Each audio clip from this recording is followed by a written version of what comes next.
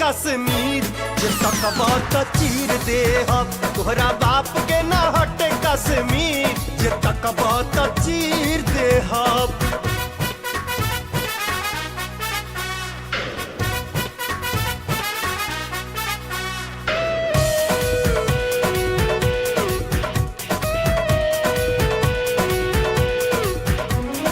छेड़ी नइखे छोड़े के बा हवा के रुख भी मोड़े के। उस बैठी के गुरूर अपना दम पे लड़के तोड़े के।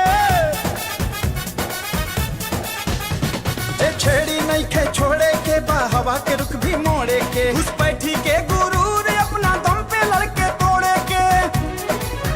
सोचबो बाटर जाई लांग दुनो काट ले हब टांगे। कोई इंच नहीं फने हम लकीर दे रहा।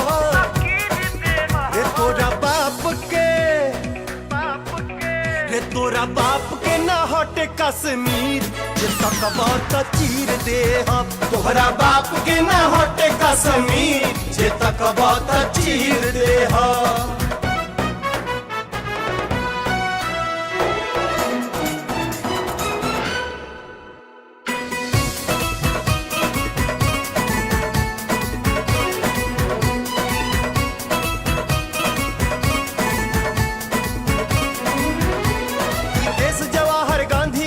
भगत सिंह फौलादी के, अब्दुल हमीद अशफाक लड़े क्रांति में जंग आजादी के।